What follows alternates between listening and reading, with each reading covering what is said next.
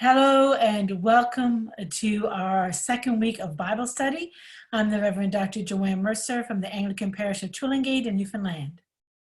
Hi, and I am the Reverend Sandra Fife from the Anglican Parish of Horton, St. John's Anglican Church in Wolfville, Nova Scotia. And welcome to Hope is Not Just a Girl's Name, reading 1 Peter in a time of pandemic. As I said last week, the title for this Bible study came from our now sort of infamous Dr. Hagee, the health minister in Newfoundland, who, when somebody asked him about plans early along for dealing with the pandemic, he said, hope was not a plan. Hope is a girl's name. And as a Christian, I thought, well, hope is not just a girl's name. It's really an essential concept of faith and essential concept related to our human well-being. So I thought it would be good to explore that in this book of 1 Peter, which we read during Easter season. So for those of you who were here last week, you'll know that we did a very thorough outline of the Bible study, so I'm not going to go over all of that. But essentially, we're going to be exploring the idea of hope in 1 Peter, but also in our own time. Where do we find hope? Where do we look for hope? Last week, we talked about what does it mean to have a living hope, to have a breathing, a hope that is breathing and alive and active. And we talked about holy living and really kind of moved to a place of understanding what it means to shape our living in such a way that we actually can be of benefit to others and to the world, not just living that benefits ourselves. And we talked about how that related to this time of pandemic as well. This week, we're going to move into another area that is explored in the second chapter of 1 Peter, living stones. We're called to be living stones. How do we build a house of hope? How are we called to build a house of hope? And then in the following weeks, next week, we'll be talking about one of the key lines in the third chapter, be prepared to give a defense for the hope that is within you. How do we maintain hope in the midst of suffering? How did they do that in 1 Peter's time? How do we do it in our time? We're going to talk a little bit about the next theme this week, and then we'll pick up on it again in week 4 as we explore chapter 4, how hope reorders our life, how it redefines relationships, how it redefines our place in the world. And then the final week, we're going to talk more about suffering, how we are united in suffering, but also united in hope. So you'll remember last week we talked about how the writer of 1 Peter really roots his understanding of hope within the whole scope of the tradition and the whole scope of Scripture. So you could sort of have a really fun game looking at this chapter of 1 Peter because there are multitudes of allusions and quotations from Scripture in this. So we're going to go over some of them. One of the things you might want to do at the end of this slide is even pause it, or maybe after the section is, after you've watched the whole video, go back and look at this and see if you can find all of these allusions that we're going to talk about. And you might find a few more. So we're going forward to the next slide. So the first quote, the first passage that we see is, or one of the ones you'll see there is from Psalm 34, verse 8. Sorry. Oh, taste and see that the Lord is good. Happy are those who take refuge in him. And these are lines we're familiar with if we have communion regularly using the Book of Alternative Services. It's a kind of an adapted form of the sentences that we use for the breaking of the bread. Another allusion you will see, and of course you should know, be able to find this one fairly easy, is from the book of Isaiah, chapter 16. See, I am laying in Zion a foundation stone, a tested stone, a precious cornerstone, a sure foundation. One who trusts will not panic. So this image of a stone is in various parts of Scripture, but particularly in the prophet Isaiah. That's from chapter 28. And then picking up on that idea of the stone, which we know even the name Peter is a form of a petra, or stone. This is a different word that's used in this case for stone. But from Psalm 118, verse 22, the stone that the builders rejected has become the very head of the corner. The stone that the builders rejected has become the chief cornerstone. And that becomes a really foundational image for how we build our lives on Christ and on Christ's example.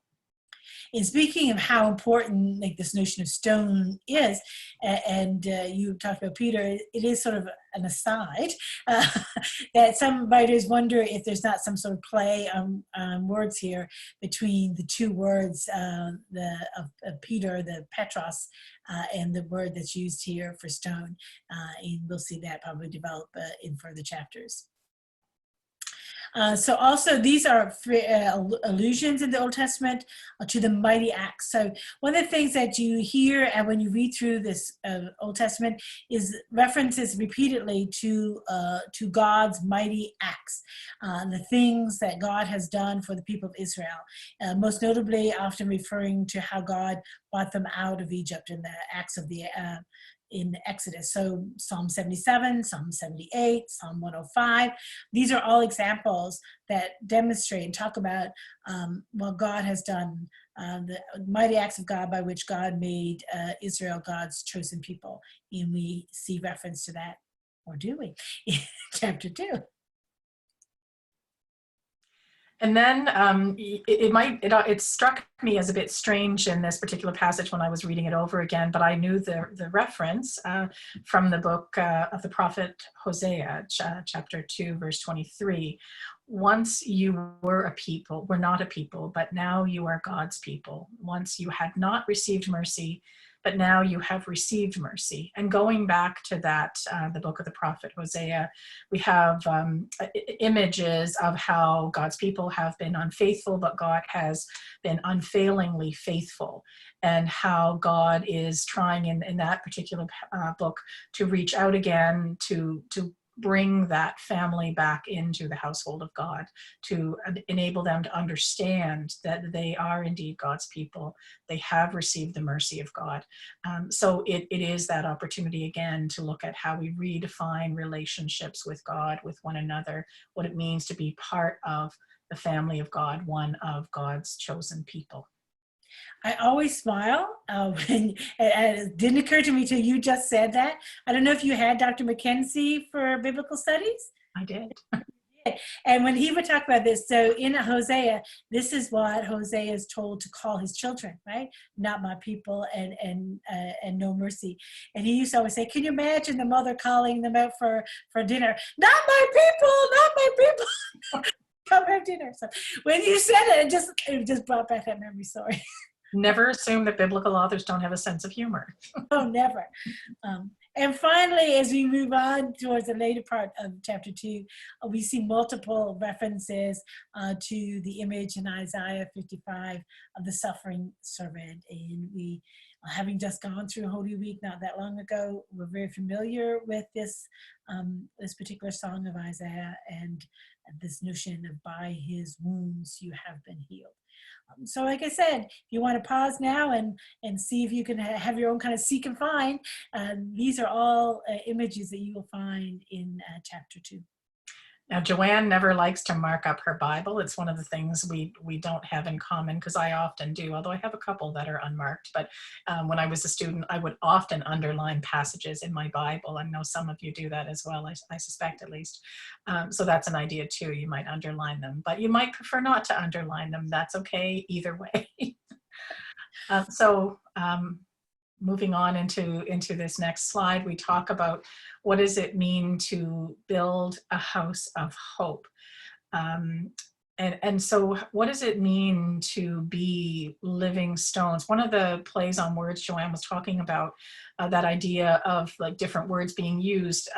One of the words for stones is kind of is unyielding, and the word that Petra comes from, or Peter, is that kind of unyielding stone. And that's one type of stone. But the living stones, there's a different sense of what a living stone is. So it's not that it's not strong, but there's something about the ability of a living living stone, to be transformed, to create something, to be part of, to be an instrument of creativity and rebirth or something. There's just something like that idea of living hope, that living stones, there's something active about them. They don't just kind of sit there. So there's something about our active participation in becoming a household or a house of hope. And that's something that Peter, pun intended, is trying to build on in this passage, or the writer of this particular epistle. And you were talking earlier when we were chatting about living stones in terms of small household churches, that it was significant. Yeah, a couple of the readers that I looked at in preparing for this talked about how important it was then that these were not people who were all part of one particular Christian community gathered in one particular place to worship, but the letter was written to communities that were scattered throughout Asia Minor, modern day Turkey. And so what might it have meant for them to be talked about as living stones, that individually or as small communities, they're part of something bigger? And that to me really connected to our time living in this pandemic, when we are all connected, many of us, to something larger, particularly our own congregation, maybe our own parish, or maybe the wider church. But now we're living as even smaller household churches, small house churches that are meeting in different ways and worshiping in different ways, but yet we know that we're connected to something bigger than ourselves. So maybe this letter speaks in a particular way to us in our time about what it means to be living stones. So that seemed interesting to me. And we'll keep building on that idea. Building. So it talks about being built into a house and being built into a spiritual house to be a holy priesthood. I thought it'd be really interesting that the word for house that's used here is oikumene. And you might say that word sounds slightly familiar because it's the root word of ecumenical. So I really liked when Sandy had shared with me what she had read about the small house churches earlier, and them all being connected one to the other. Because I think that speaks as well. You sort of think about all those little house churches in Peter's time being connected one to the other as a part of the whole oikumene. And then all of us in our own little houses now, worshiping in our own houses, being tied to our home church and being tied to our diocese or to our denominational churches as an oikumene, but also how each one of our faith communities, by different church names and organizations, are also built together into one oikumene. And I think that that's really important, that separation and unity live together in Peter's time, just as they do for us. Just because people were physically separate from one another didn't mean they weren't spiritually one and united and being built together into a house. And just because we are physically distant, or we may have different names to how we call ourselves Christians, doesn't mean we're not being built together into one house. So we already spent some time talking about how the writer is building on the foundation of tradition, particularly in scripture, in the Old Testament readings that we referenced. So I'm not going to go over that again, but certainly there's an expectation that people reading this or hearing this know something about the past, know something about the stories that have been passed on to them from generation to generation, which are also stories of hope and stories of God meeting people in times of confusion and loss and despair, and offering a way forward, offering a path and some sense of direction for the future.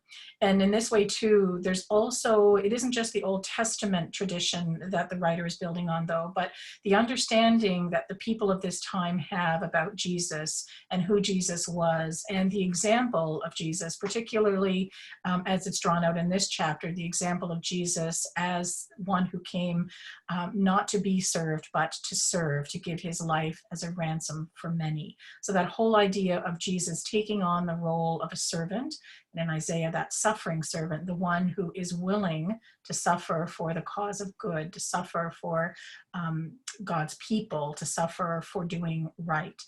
That's an image that we'll see in the latter part of this chapter that the writer works with quite a bit to try to help people place themselves in the example of Jesus, to understand their suffering and their identity in relation to Jesus.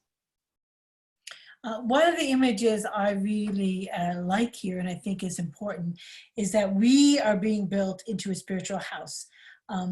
That we are God's chosen. And in verse 9, he goes on to say that you are a chosen race, a royal priesthood, a holy nation, God's own people. That sort of notion of worth and value of God choosing us. I was telling Sandra earlier that I had read one reflection, and someone had told a story about how a child had been told by her grandmother when she was going through a difficult time.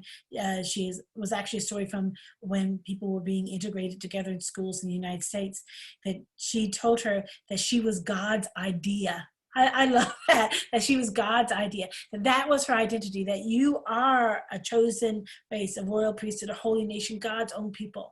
And I think that is so important in order to be built into this spiritual house. You have to have a sense of your belonging and your importance in your value, that you are valuable because you are God's idea, you are God's chosen, you are God's royal priesthood and God's own people. I think that is so important.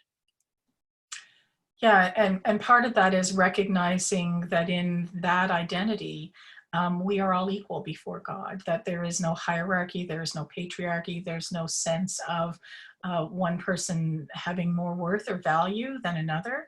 So if we know that as our identity, then it really doesn't matter whether we're the head of the household or a wife in the household or a child in a household or a slave in a household.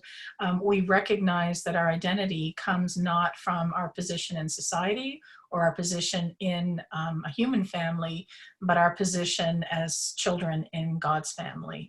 So that's a really important thing. And so that way, it really doesn't matter how other people choose to define us, what other labels people choose to place on us. We can own our identity as God's chosen. And that can define who we are, that can define how we live, that can define how we can be an example to others, even in the midst of suffering and isolation and exile.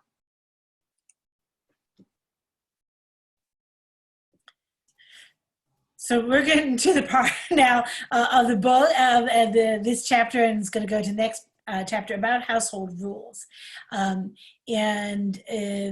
this is a part that some people are not really comfortable with, but I think it's rooted very much in what Sandra just said, that these household rules, they may seem to you to reflect a patriarchal culture and an unjust culture, but you need to hear as we go through it just how incredibly radical it is, because it's a whole different kind of household that the writer is talking about.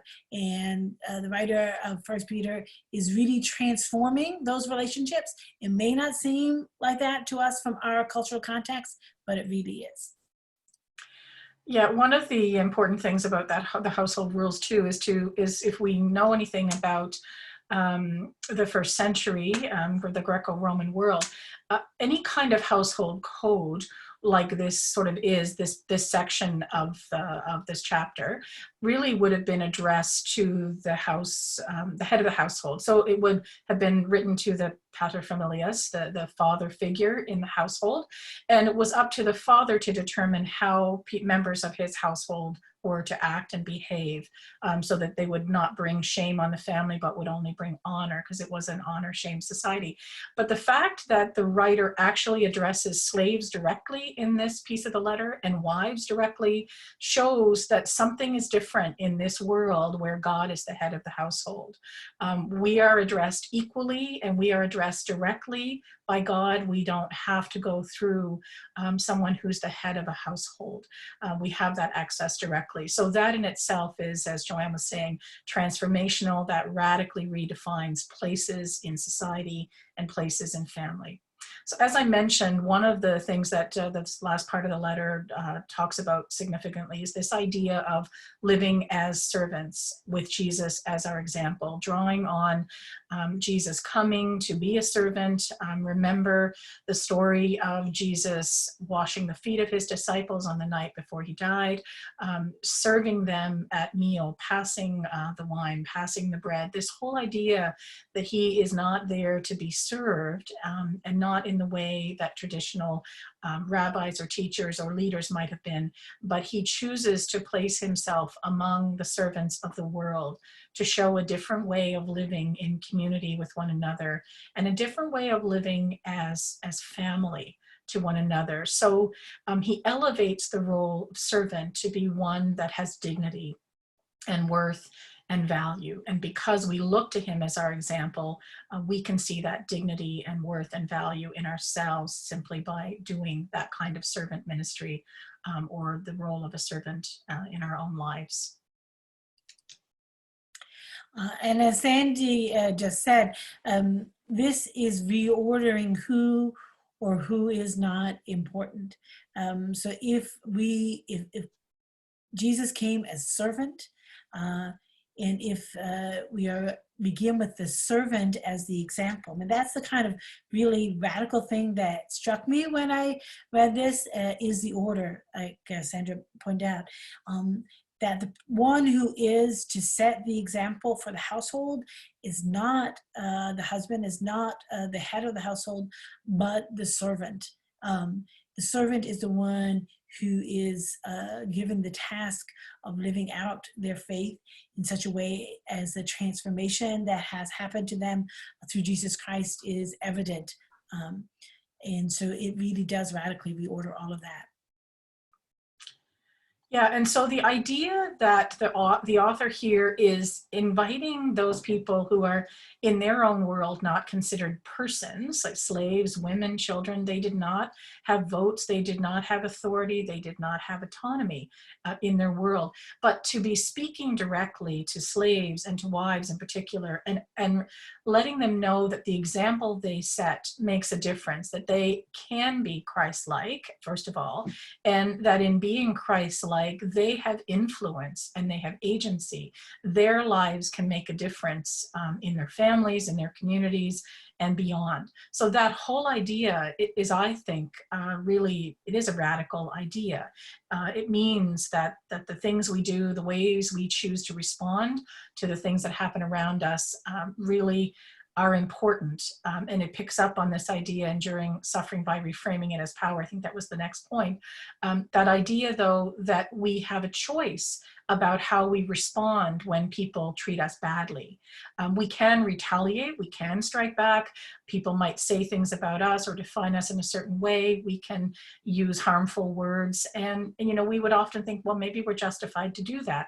But the point the letter is trying to make, the writer is trying to make, it is that we have the choice not to respond that way. We have the choice to take a different path and order our lives differently.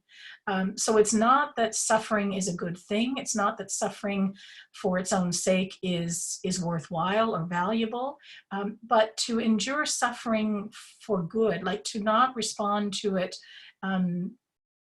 in the way that we might, to strike back, to retaliate. You know, this letter isn't really addressing issues of justice. It is really talking about what it means. That really wasn't part of their worldview at that particular time. They weren't into responding to issues around slavery or the role of women in society, but they did see that we have a choice in how we address the suffering that is inflicted on us. We don't have to become part of a world that is violent or painful or cruel. We can choose a different way to live. And we can, you know, we're choosing to live in the household of God, regardless of what physical household we may be living in. Right? That our identity and our power and all those things, and choosing what we believe. And I mean, he goes on and he talks about we sometimes think about suffering as a result of evil things we've done or bad things, but you know, he also reframes it. Sometimes you will suffer because you are trying to live out faithfully your life faithfully, and sometimes, you know, to see it that way as well. See it not necessarily as a sign that you're a bad person, which is sometimes what, you know, people think that somehow you suffer because something bad, you did something bad, but maybe suffering is because you are living your life radically different in that it's difficult for people. Just like, you know, Jesus' suffering came out of the fact that he was living a radically different life and that challenged people in power. So it is likely we will have suffering. That is our reality. I think every single one of us knows that. But how we engage with that, you know, we have choice. And if we use the example of Jesus Christ and we believe that God is with us and that we are of value in and of ourselves because we are God's own, then we can live and react out of that. And that's a much more powerful and affirming kind of thing to do, and a much more hopeful. That's how we live. That's how we build our house of hope. One of the things that was really great that that Joanne shared with me was from one of the commentaries we read, talking about a soft difference, about how we have to be careful, and people in this time had to be careful that there's a sense in which they're being called to be compliant to those who have authority over them in some way, but in choosing how they respond to that, there's also the element of resistance. So they kind of work together. That it's not about being so compliant that you do things that you know are wrong, but it's recognizing that these are people who have authority over others, and sometimes if we resist too much, that causes harm to others. So there's a sense in which we hold those in tension, that idea of how are we compliant in a way that can also be resistant to what we see around us that is wrong. So it might be kind of a hard concept, but hopefully we can tease that out a little bit in the Bible study time that we have together in small groups. And what you just said reminds me of Nadia Bolz-Weber has the thing that by not responding in the way that people treat you, you're not saying that what they're doing is okay. You're saying that it's so not okay that you're not going to mirror that. Right? That you're going to, because your identity is not tied into that. That's so not okay how you are treating me, that what looks like compliance is actually radical difference and living more authentically and faithfully, and is saying what you're doing is so not okay that I'm going to show you another way of doing this. All right, that should be plenty to think about and talk about. We'll see you in our small groups. My small groups are meeting on Wednesday, one Zoom group at 1 o'clock and the Facebook group at 3.